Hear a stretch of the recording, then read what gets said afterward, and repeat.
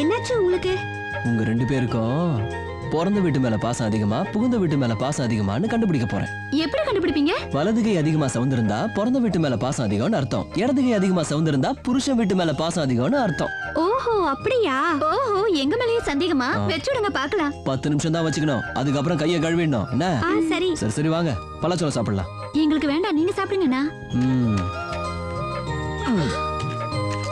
ஏய் நீ வாயண்டா. வரேண்ணா. என்ன பாரதி அண்ணா? பழச்சோளம் நல்லா இருக்கா? சாப்பிடுண்ணா, சூப்பரா இருக்கும். அண்ணா எனக்கு ஒன்று எடுத்துக்கண்ணா. டடா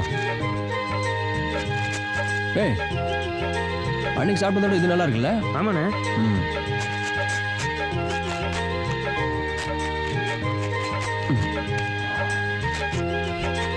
ம் சாப்பிடுங்க.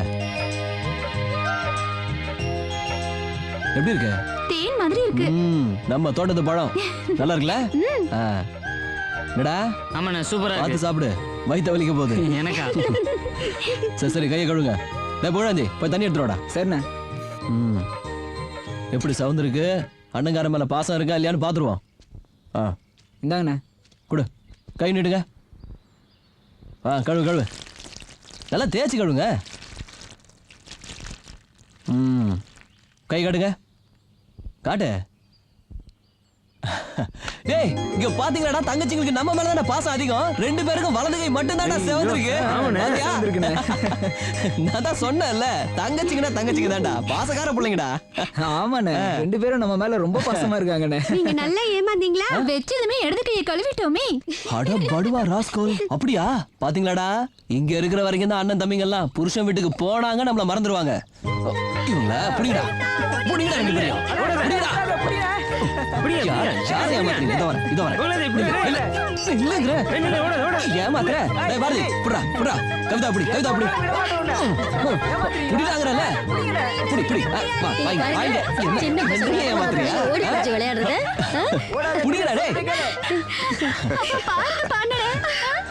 என் பொண்ணு முகத்தை பாருங்கடா, அவ சிரிப்புல கல்யாண கலை தெரியுது. அப்பா எனக்கு ஒன்னும் அவசரம் இல்லப்பா, பெரிய நடக்கு முதல்ல முடிங்க. அண்ணியை கொஞ்ச நாள் அதிகாரம் பண்ணிட்டு அப்புறம் தான் போவேன்.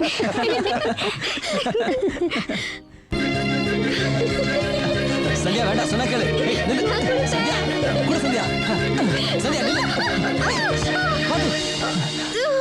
இந்த சந்தியா அடிபட்டுக்கான்னு பார்க்கலாம்.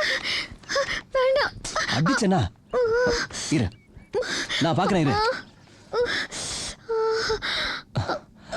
ஐயோ சொன்னா கேக்குறியா? எல்லாம் உங்களாலதான். இரு. ஐயோ வலிக்குதே. கொஞ்சம் எரியும், தாங்க. ஒன்னும் ஆகாது. என்ன வலிக்குதா? வீடு பாருங்க தெரியும்.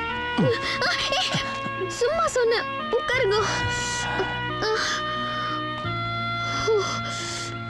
ஏய் இங்க பாரு, உனக்கு வலிக்காம இருக்கிறதுக்காக ஒரு விஷயம் சொல்லட்டுமா?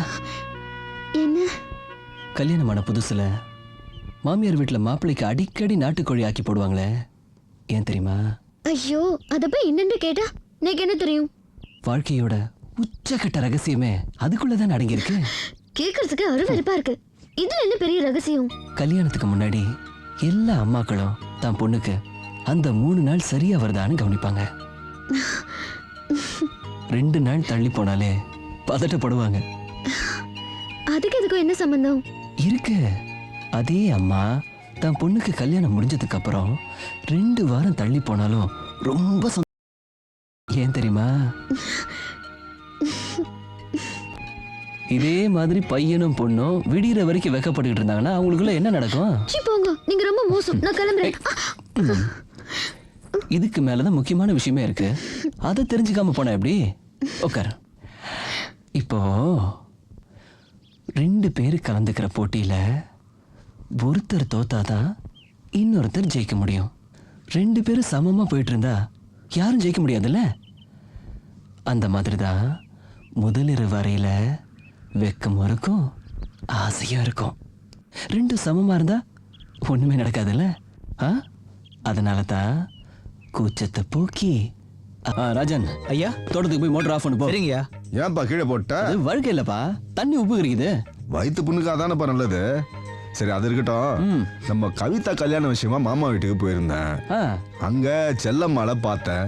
உங்க வீட்டு பொண்ணை எங்க வீட்டுக்கு அனுப்புறதுலயே குறியா இருக்கீங்களே, போறத பாரு. என்ன எப்போ உங்க வீட்டுக்கு கூட்டிட்டு போக போறீங்கன்னு கேக்குற மாதிரி இருந்தது அவ பார்வை. சரிப்பா. கவிதா அந்த வீட்டுக்கு போகும்போது செல்லம்மா நம்ம வீட்டுக்கு வர்ற மாதிரி 2 கல்யாணத்தையும் ஒண்ணா வச்சிருவோமா?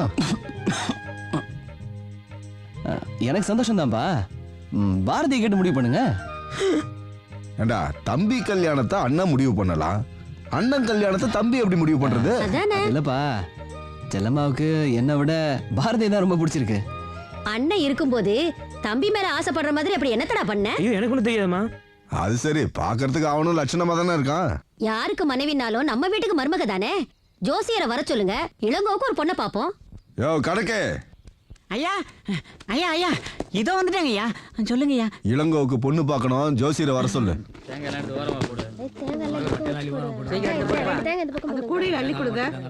ஆகட்டும் ஆகட்டும், சீக்கிரமா உரிச்சு போடுங்க.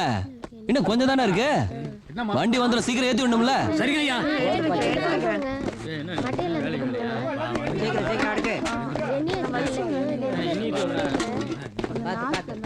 ஏன் அப்பா கிட்ட என்ன மாட்டி விட்டேன்? புகழேந்தி, நீ போய் கொஞ்சம் கிட்ட நின்று பாரு. சரிண்ணே. பாரதி, உனக்கு செல்லம்மாவை பிடிச்சிருக்குன்னு சொன்னாதான் அப்பா தப்பா நினச்சிக்குவாரு. செல்லம்மாக்கு தானே உன்னை பிடிச்சிருக்குன்னு சொல்லியிருக்கேன். அது சரி, ஏன் அப்படி சொன்ன?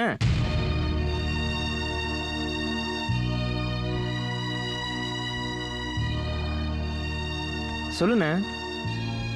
பாரதி, நானும் சந்தியாவும் ஒருத்தர் விரும்புறேன்டா. என்னண்ணே சொல்ற? விரும்புறேன்னா சும்மா பிடிச்சிருக்கு அந்த மாதிரி இல்லடா. எனக்குள்ள அவளும் அவளுக்குள்ள நானுமா வாழ்ந்துகிட்டு இருக்கோண்டா. செல்லம்மாவுக்கு நான் இல்லைன்னா நீ இருக்க, ஆனா சந்தியாவுக்கு என் கல்யாணத்தை பத்தி அப்பா சொன்னதும் எனக்கு என்ன சொல்லுதுன்னே புரியல. அதான் செல்லம்மாவுக்கு உன்னை பிடிச்சிருக்குன்னு சொல்லிட்டேன். பாரதி, தயவு செஞ்சு செல்லம்மாவை பிடிக்கலன்னு மட்டும் சொல்லிடாதடா. ஒன்றும் புரியல. நீ எனக்காக ஒரு உதவி செய்யணும். சொல்லுண்ணே, என்ன செய்யணும்? சந்தியாவை பத்தி நானே அப்பா கிட்ட சொல்ற வரைக்கும் நீ யார்கிட்டயும் சொல்லிடக்கூடாது. கவலைப்படாத, நான் யார்ட்டையும் சொல்ல மாட்டேன். உன் காதல் ஜெயிக்கிறதுக்கு நான் என்ன வேணா செய்வேனே. என்னப்பா பொண்ணுங்கெல்லாம் ஆர்வமா பாத்துட்டு இருக்காங்க, நீ ஏன் ஒரு மாதிரி உட்கார்ந்துருக்க? நல்லா இருக்குல்ல? கட்டிக்க போறவன் அவன், நீங்களே பாத்துட்டு இருந்தா எப்படி? கொடுங்க, அவனும் பாக்கட்டும். இளங்கோ, நீ பாக்குற பொண்ணு உனக்கு மட்டும் நல்ல மனைவியா இருந்தா பத்தாது, மத்த பிள்ளைங்களுக்கும் அம்மா மாதிரி நடந்துக்கணும். எனக்கு என்னப்பா அவசரம், முதல்ல கவிதா கல்யாணத்தை முடிப்போம். உனக்கு அடுத்தவன் தயாரா இருக்கான், நீ எனக்கு இப்ப என்ன அவசரங்கிற? உனக்கு முடிச்சாதானப்பா அடுத்தடுத்து அவங்களுக்கு முடிக்க முடியும். வாசந்தியா, மாமா இப்படி உட்காரு. நீயும் நல்ல நேரத்துல தான் வந்திருக்க. எனக்கு இந்த பக்கம் வா. எங்க குடும்பத்தை பத்தி நல்லா புரிஞ்ச பொண்ணு, அதனால கிளி சீட் எடுக்கிற மாதிரி எங்க இளங்கோவுக்கு ஒரு நல்ல பொண்ணா பார்த்து நீயே சொல்லு. நல்ல பொண்ணா பாருங்க.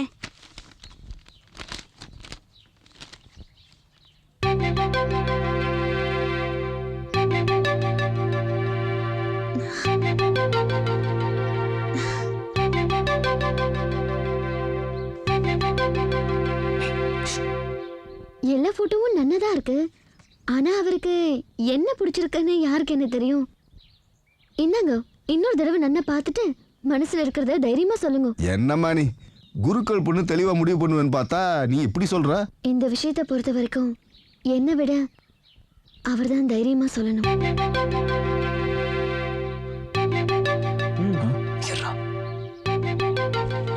ஏமா அந்த போட்டோ கொஞ்சம் கொடுமா. இந்தாங்க. அம்மா அம்மா அம்மா இருங்க, நானே பார்த்து சொல்றேன். கொடுங்க கொடுங்க. உங்க தோப்பனார் விடுவா நீங்க நல்ல பொண்ணை பார்த்துட்டு போறேன். ஐயா ஒன்றும் அவசரம் இல்லை, நல்ல யோசனை பண்ணி சொல்லுங்க. நாளை கூட நல்ல நாள் தான். சரி ஜோசியரே, நீங்க கிளம்புங்க. அப்போ நான் போயிட்டு வரேங்க.